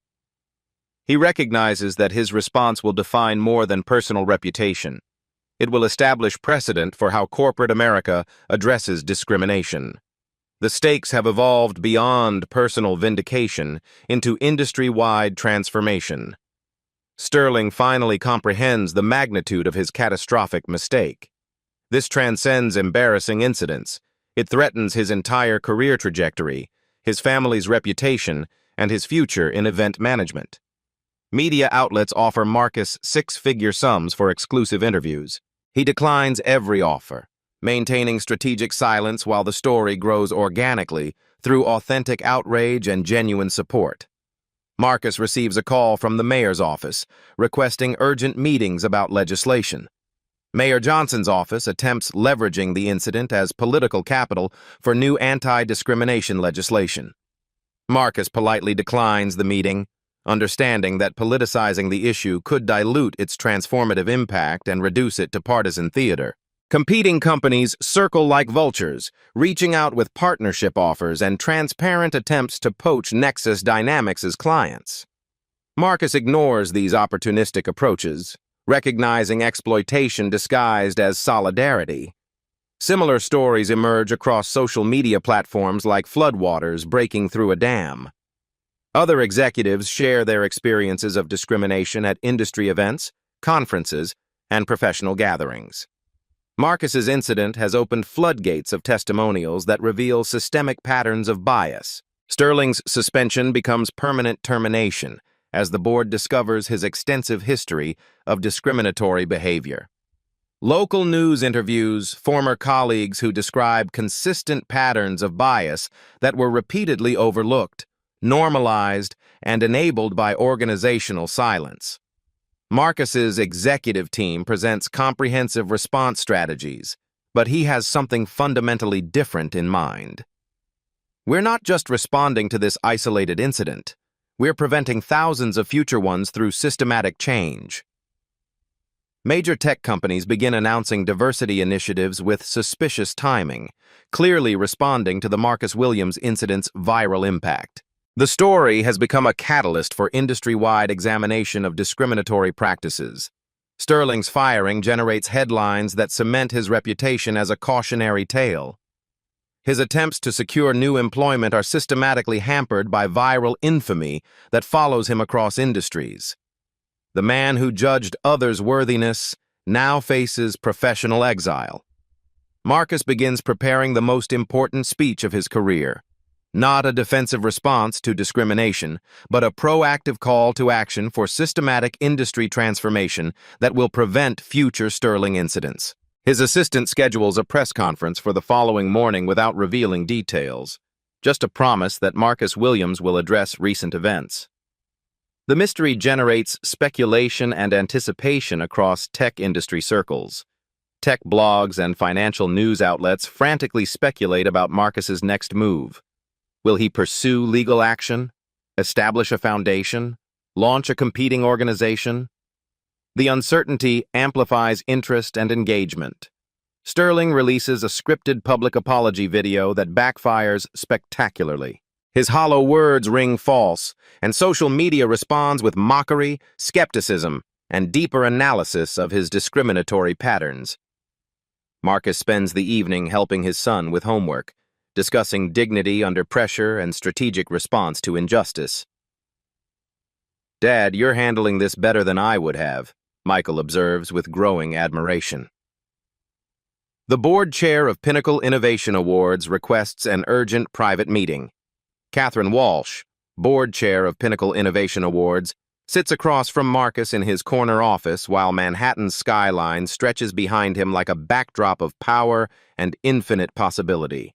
Her composed demeanor cannot mask the desperation driving this unprecedented meeting. Marcus, I need to be completely direct with you, Catherine begins, abandoning diplomatic pleasantries. We're hemorrhaging sponsors at a catastrophic rate. 3 major companies have already terminated their partnerships, and 2 more are actively reconsidering. The Sterling incident has become an existential threat to our organization's survival. Marcus opens his laptop with deliberate precision, displaying the comprehensive sponsorship agreement that few people have seen in its entirety. Catherine, Nexus Dynamics provides 37% of your annual operating budget. Our partnership agreement includes a morality clause allowing immediate termination for discriminatory practices or conduct detrimental to inclusive business environments. Catherine's face pales as the implications crystallize. This isn't just about managing one incident. It's about organizational survival. Marcus reveals information that transforms Catherine's understanding completely. He's been systematically tracking discrimination incidents across tech industry events for 2 years, building a comprehensive database of testimonials, video evidence, and documented patterns of bias. The Sterling incident isn't isolated. It's representative of widespread institutional discrimination. This isn't about one security guard's prejudice, Catherine. This is about systemic change that our entire industry desperately needs. The database Marcus displays contains hundreds of incidents, testimonials from victims, video documentation, and patterns of discriminatory behavior across multiple organizations and events. Catherine realizes she's not confronting one public relations crisis, but potential exposure of industry-wide discrimination that could destroy multiple organizations simultaneously. Marcus stands and walks to his window, silhouette commanding against the city lights. I'm not just a CEO, Catherine. I'm an investor with significant stakes in 15 companies that sponsor tech events regularly. I sit on the boards of 3 major innovation foundations, and I possess the financial resources to create alternative platforms that prioritize inclusion over tradition. The ultimatum arrives with quiet authority that makes shouting unnecessary. Marcus presents Catherine with a binary choice. Implement comprehensive diversity and inclusion reforms across all Pinnacle events immediately, or face the systematic loss of millions in sponsorship revenue and the creation of a competing organization with Marcus as primary backer. Marcus slides a detailed reform proposal across the polished table.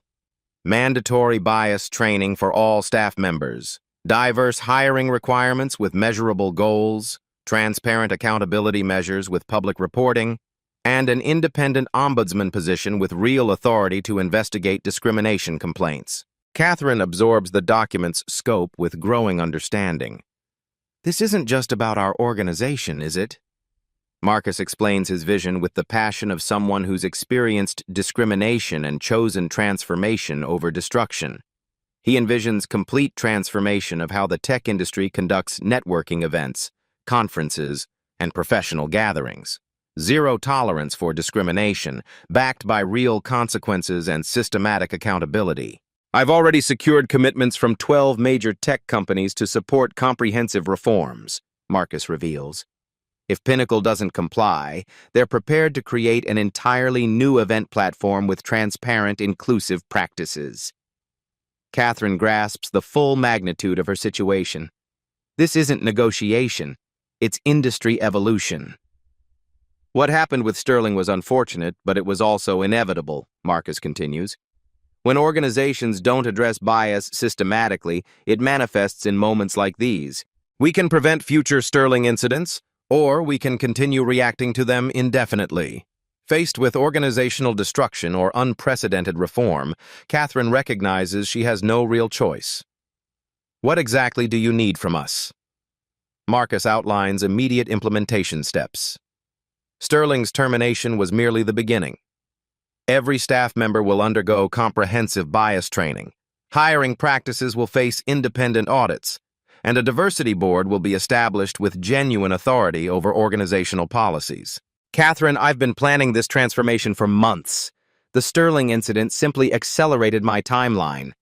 Change is coming to this industry whether organizations choose to participate or become obsolete. Instead of destroying Pinnacle, Marcus offers partnership in becoming the industry leader in inclusive practices. Be the model other organizations aspire to emulate, not the cautionary tale they desperately avoid. Catherine's voice carries resignation mixed with reluctant admiration. You're not just canceling your sponsorship, are you? You're revolutionizing how we conduct business entirely. Marcus returns to his desk, power radiating from controlled calm rather than aggressive dominance. I'm creating a future where my son doesn't have to prepare for moments like I experienced tonight, where talent and innovation matter more than someone's superficial perception of who belongs in professional spaces. Catherine agrees to reforms, but warns that other industry leaders will resist change. Marcus addresses assembled media from Nexus Dynamics' headquarters, standing before a backdrop that subtly displays his company's achievements and patents. Instead of anger or victimization, he presents a comprehensive blueprint for industry transformation that catches everyone off guard.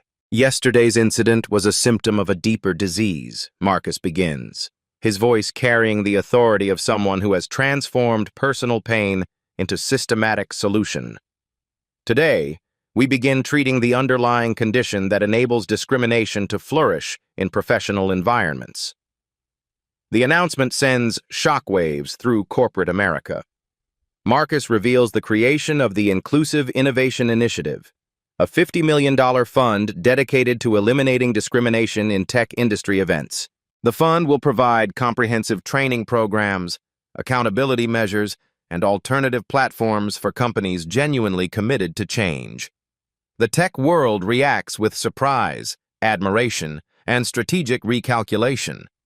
Instead of pursuing legal action or public shaming campaigns, Marcus has weaponized the incident into systematic transformation. Stock prices for companies with strong diversity records rise, while organizations with questionable practices face immediate scrutiny from investors and partners. Within hours of the announcement, 5 major tech companies publicly declare partnerships with Marcus's initiative. Event organizers across the industry begin frantically implementing bias training and accountability measures, terrified they might become the next viral example of institutional discrimination. Sterling's termination evolves into a comprehensive cautionary tale. His attempts to secure new employment are systematically thwarted by viral infamy that has permanently branded him as a symbol of workplace discrimination. He's forced to abandon the events industry entirely, accepting significantly lower-paying work in an unrelated field. While Marcus avoids litigation, 3 additional discrimination victims emerge with similar Sterling incidents spanning multiple years. Class action attorneys begin investigating patterns of bias across the entire events industry, using Marcus's database as foundational evidence for potential systematic legal action. Other companies begin announcing suspiciously similar initiatives, attempting to capitalize on the inclusive innovation movement without genuine commitment to change. Marcus welcomes the competition, understanding that widespread adoption serves the greater good, regardless of motivation. Catherine Walsh transforms Pinnacle Innovation Awards through comprehensive organizational overhaul. New leadership, revised policies, and unprecedented commitment to becoming the industry's most inclusive organization. She publicly credits Marcus with saving her company from obsolescence through necessary evolution. From his apartment, Sterling watches former colleagues implement changes he could have prevented through basic human decency. His refusal to examine personal biases has cost him everything: career, reputation, and professional future. The consequences of discrimination extend far beyond his original victim. Universities begin inviting Marcus to speak about transforming discrimination into systematic change. His strategic response becomes a Harvard Business School case study in crisis management, demonstrating how principled leadership can create positive transformation from negative incidents. Companies sponsoring events face unprecedented scrutiny regarding their diversity and inclusion practices.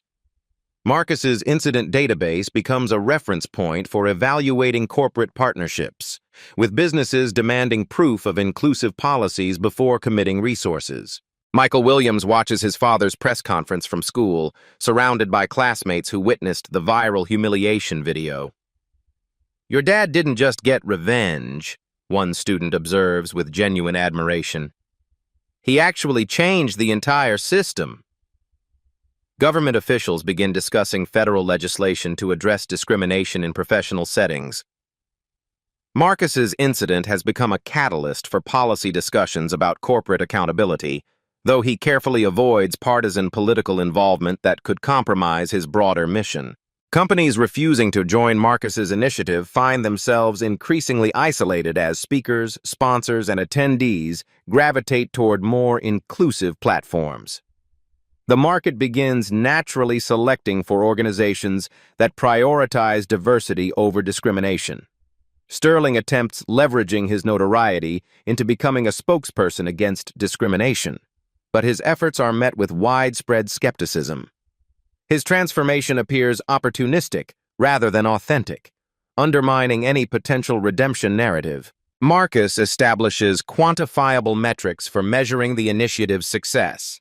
Increased diversity at industry events, reduced discrimination complaints, improved representation in tech leadership positions, and systematic cultural change across professional networking environments. Catherine Walsh becomes one of Marcus's strongest advocates, using her extensive industry connections to promote the Inclusive Innovation Initiative. Her transformation from defensive board chair to reform champion surprises colleagues while demonstrating the possibility of genuine organizational change. The story gains international attention as global tech organizations reach out to implement similar reforms in their respective markets. Marcus's local incident becomes a worldwide movement for professional inclusion and systematic bias elimination.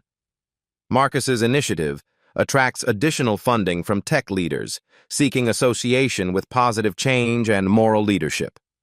The original $50 million fund grows to $200 million within months, as corporate America recognizes the business value of inclusive practices. Sterling's discrimination video becomes required viewing in corporate training sessions across multiple industries. His moment of prejudice is replayed thousands of times, ensuring his legacy as a permanent cautionary tale about the consequences of workplace bias. Event organizers in finance, healthcare, and manufacturing begin adopting Marcus's standards, recognizing that discrimination extends far beyond technology. The ripple effects spread across professional environments, creating systematic change that transcends industry boundaries.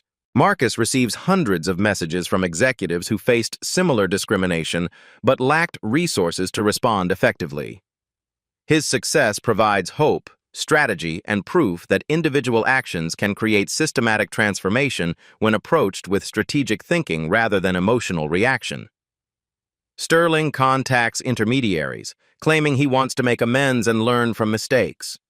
Sterling reaches out through mutual acquaintances, claiming he wants to make genuine amends and learn from his catastrophic mistake. Marcus agrees to a brief meeting, not for Sterling's benefit, but to demonstrate the fundamental difference between performative apology and authentic change. Sterling arrives at the neutral location looking haggard, his once confident demeanor replaced by desperate vulnerability. The man who held absolute power over who belonged in exclusive spaces now begs for acceptance from the person he systematically humiliated. Sterling's apology follows textbook corporate crisis management, accepting responsibility while deflecting blame, expressing regret while avoiding genuine accountability. Marcus listens with patience that reflects strategic purpose rather than forgiveness, recognizing the carefully rehearsed performance. "Daniel, do you understand what you actually did wrong?" Marcus asks quietly, cutting through prepared talking points. Sterling begins reciting memorized phrases about unconscious bias and inappropriate behavior, but Marcus raises his hand to stop the hollow recitation. Marcus explains that Sterling's actions weren't simply about one unfortunate incident. They represented a systematic approach that allows prejudice to masquerade as professionalism. You weren't just doing your job, Daniel. You were playing God with other people's dignity, deciding who deserved respect based on your personal biases. When Sterling argues that he was merely following established protocols and treats everyone equally, Marcus produces his tablet and displays testimonials from other victims of Sterling's discriminatory behavior, spanning 3 years of documented incidents. The evidence is overwhelming and undeniable. Different victims, identical patterns, subtle bias disguised as procedural thoroughness. Dignity systematically stripped away under the guise of security protocols and professional standards. Faced with comprehensive documentation of his behavior, Sterling's carefully maintained composure crumbles completely. He realizes his actions weren't isolated mistakes, but part of a consistent pattern he had rationalized and justified over years of unchecked discrimination. Marcus methodically explains how Sterling's behavior affected not just individual victims, but entire families, professional careers, and the industry's cultural environment. Every person you turned away had children watching, colleagues observing, and dreams you casually dismissed without consideration. Sterling desperately pleads for a second chance, offering to become a spokesperson for change and use his experience to educate others about the dangers of unconscious bias. Marcus recognizes the desperation of someone facing permanent consequences for systematic bad behavior. Marcus politely but firmly declines Sterling's offer. Change cannot be driven by the people who created the problems. Transformation must come from those genuinely committed to prevention, not from those seeking personal redemption. Sterling's desperation transforms into defensive anger as he realizes Marcus won't help rehabilitate his destroyed reputation. "You've completely destroyed my career over one simple mistake," he shouts, revealing that he still fundamentally misunderstands the gravity of his systematic discriminatory actions. Marcus remains completely calm as Sterling's professional mask slips entirely, exposing the same prejudice and entitlement that caused his original downfall. "Daniel, this isn't about one mistake. This is about a documented pattern of behavior that you're still defending even now." Sterling storms out of the meeting, his brief attempt at redemption ending in the same discriminatory attitudes and defensive entitlement that destroyed his career. He has learned absolutely nothing from the experience or its consequences. Word of the attempted reconciliation spreads quickly through industry circles. Sterling's behavior during the meeting confirms that his termination was completely justified, and that he remains fundamentally unsuitable for any position requiring authority over others. Marcus incorporates Sterling's story into his speaking engagements as a teaching moment about the difference between genuine change and performative apology. Some people evolve when they face consequences. Others simply become more sophisticated at hiding their true nature. Sterling's continued attempts to find employment in adjacent industries are systematically hampered by his viral notoriety and documented history of discrimination. His story becomes a permanent cautionary tale about the lasting consequences of prejudicial behavior in professional environments. The contrast between Sterling's defensive anger and Marcus's constructive response becomes a comprehensive case study in leadership, demonstrating how character reveals itself under pressure and how different people respond to accountability. Event management companies quietly circulate Sterling's name as someone to avoid hiring under any circumstances. His reputation for discrimination makes him a liability that no organization wants to risk, regardless of his technical qualifications or previous experience. International human rights organizations contact Marcus about his systematic transformation approach. The United Nations Human Rights Council extends an invitation to Marcus for addressing corporate discrimination and systematic change on a global platform. His local incident has evolved into an international case study demonstrating how individual dignity can catalyze worldwide transformation of professional environments. 6 months after the incident, Marcus's initiative publishes its first comprehensive impact report with remarkable statistics. Discrimination complaints at tech industry events have decreased by 78%, while diversity in attendance has increased by 45% across participating organizations. Marcus's protocols become the internationally recognized gold standard for inclusive events.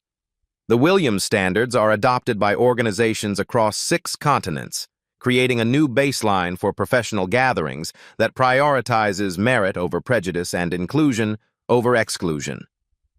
Business schools integrate Marcus's strategic response into their curricula as a masterclass in crisis management and systematic change. Instead of destroying enemies through litigation or public shaming, he transformed entire systems through strategic thinking and principled action.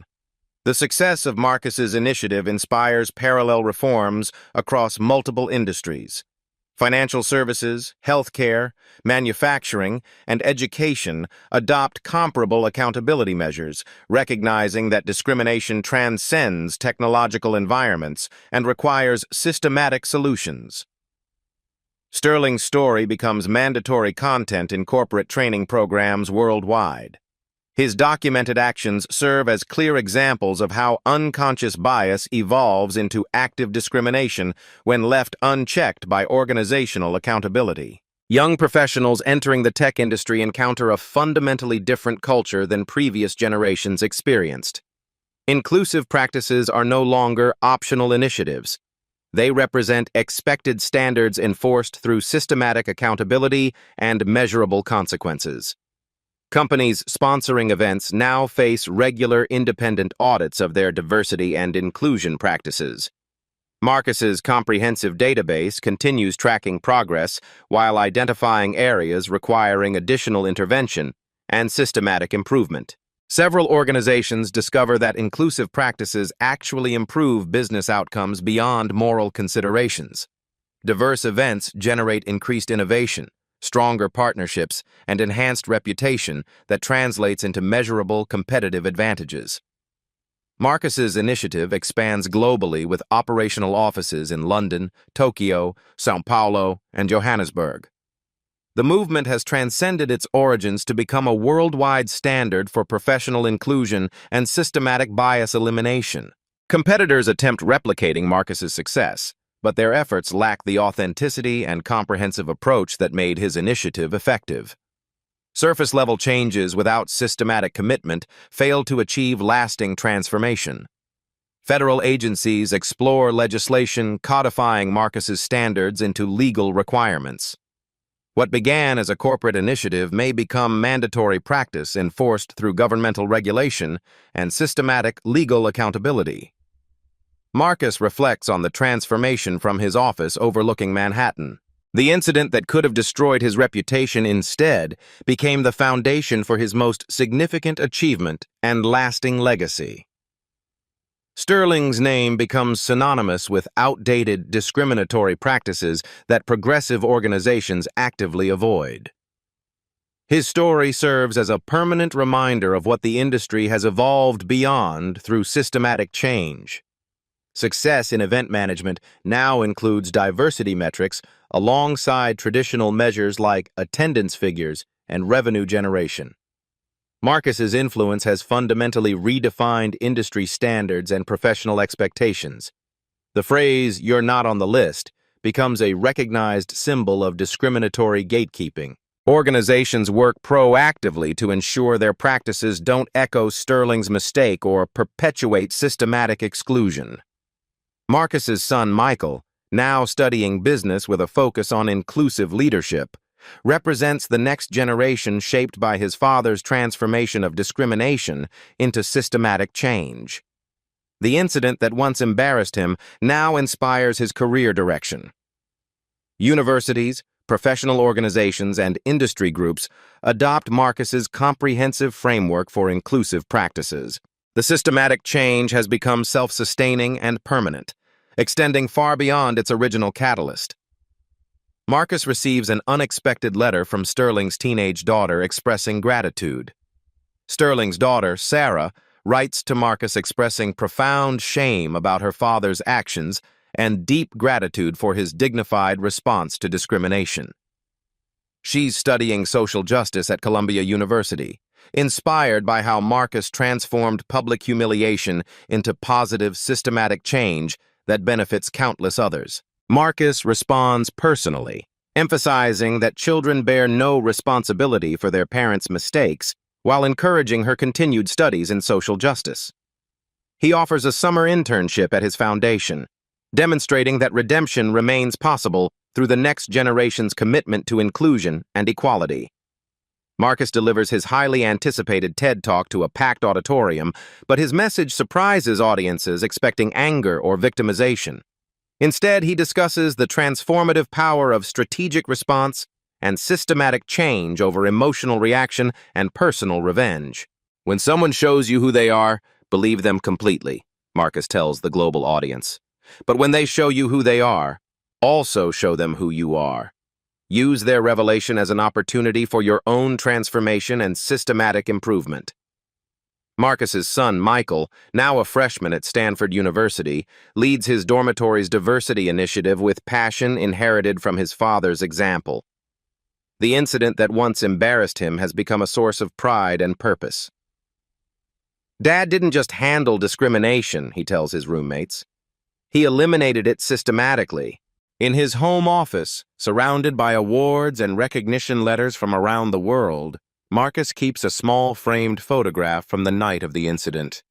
Not of his humiliation, but of his son watching the press conference with admiration and growing understanding of principled leadership. Sterling, now working as a night security guard at a suburban office building, occasionally sees news coverage of Marcus's continued success and industry transformation. He's learned to live with the permanent consequences of his choices, though genuine understanding of his impact still eludes him completely. Marcus regularly mentors young professionals who face discrimination in their careers. His advice remains consistent. Document everything systematically, respond strategically rather than emotionally, and focus on changing systems rather than just individual situations. Marcus establishes the Sterling Foundation, named with deliberate irony after his antagonist, dedicated to preventing discrimination in professional settings across all industries. The foundation's motto reflects his philosophy: dignity for all, excuses for none. At a colleague's wedding reception, Marcus encounters the event coordinator who called him that fateful night. She credits his response with transforming her entire approach to event management and professional inclusion. "You didn't just change our policies," she says earnestly. "You changed our hearts and minds." 3 years later, Marcus's initiative has documented a 90% reduction in discrimination complaints at tech industry events. More importantly, representation of minorities in technology leadership positions has increased by 60% across participating organizations. Marcus returns to the same venue where Sterling humiliated him, but this time as keynote speaker for the newly reformed Pinnacle Innovation Awards. The security team greets him with genuine respect and professionalism that reflects systematic organizational change. In quiet moments, Marcus reflects on the incident's deepest lesson about the choice between destruction and transformation. "I could have destroyed one man's career and called it justice. Instead, I chose to build a system where such behavior becomes impossible." Marcus's success in technology inspires him to tackle discrimination in other industries using the same methodical approach. His proven methods, documentation, strategic response, and systematic change, prove universally applicable across professional environments. Marcus imagines his future grandchildren growing up in a world where their worthiness is never questioned based on appearance or background. The systematic work continues expanding, but the foundation for lasting change remains solid and permanent. Marcus's story demonstrates that the most powerful response to discrimination isn't destruction or revenge. It's transformation that elevates entire systems. When someone tries to diminish your worth, you can choose to elevate everyone's opportunities. Revenge focuses on the past. Reform builds the future. I chose the future. Turn every closed door into an open system. Marcus looks directly into the camera, his voice carrying the weight of experience and the promise of continued transformation. Have you ever witnessed workplace discrimination? Share your story below. Your experience could help someone else navigate similar challenges. Remember, you're not alone in this fight for dignity and inclusion. He challenges viewers to implement immediate change within their own organizations and professional environments. Don't wait for someone else to create the inclusive environment you want to see. Start with your company, your team, your very next meeting. Be the change you want to see systematically implemented. Marcus provides concrete, actionable steps that anyone can implement immediately. First, document everything meticulously. Second, respond strategically rather than emotionally. Third, focus on changing entire systems, not just individual behaviors or isolated incidents. His voice carries inspiration earned through personal transformation of pain into progress. If one night of public humiliation can transform an entire industry, imagine what your voice could accomplish. Every person who speaks up courageously makes it easier for the next person to stand up with confidence. Marcus extends a personal invitation to viewers seeking meaningful involvement in systematic change. We're creating a world where talent and character matter more than someone's superficial perception of who belongs in professional spaces. Join us in this essential work. The statistics Marcus shares demonstrate the real impact of collective action and systematic response. Since sharing this story, we've received over 10,000 messages from people who faced similar discrimination. Your story matters profoundly. Your response matters strategically. Your future matters systematically. Marcus addresses potential critics with calm confidence that comes from proven results. Some will say this story is about playing the victim or seeking attention. Those people are missing the fundamental point. This is about playing the game changer and creating lasting transformation. His promise carries the authority of someone who has transformed personal pain into systematic progress. I promise you this: if you face discrimination, you have more power than you realize. Use it wisely. Use it strategically. Use it to build something better for everyone. Marcus teases future content that will continue inspiring viewers towards systematic change. Next week, I'll share the story of how a single mother turned workplace harassment into a $50 million company that's revolutionizing how businesses treat employees. Her strategy will surprise you completely. He creates anticipation for additional stories of transformation and systematic change. If Marcus Williams's story resonated with you, you won't believe what happened when a janitor at a Fortune 500 company was told he didn't belong in the executive elevator. His response changed corporate culture forever. Marcus issues specific calls to action that create community engagement and systematic change. Before you go, do 3 things. Like this video if you believe in dignity for all. Share it with someone who needs to hear this message. And comment below with one way you'll make your workplace more inclusive. His final challenge transforms viewers from passive consumers into active participants in systematic change. Remember, you have the power to be someone's Marcus Williams. The question isn't whether you'll face discrimination or witness it. The question is how you'll respond when you do. Marcus concludes with his signature message of empowerment and systematic transformation. I'm Marcus Williams, and I believe that every closed door is an opportunity to build a better entrance. Keep pushing forward, keep building up, and remember, you belong wherever your talent and character take you. Behind every headline is a human story. At Beat Stories, we go deeper, where emotion meets evidence and drama reveals the system. If this story made you pause, reflect, or feel something, don't forget to subscribe. There's more to come.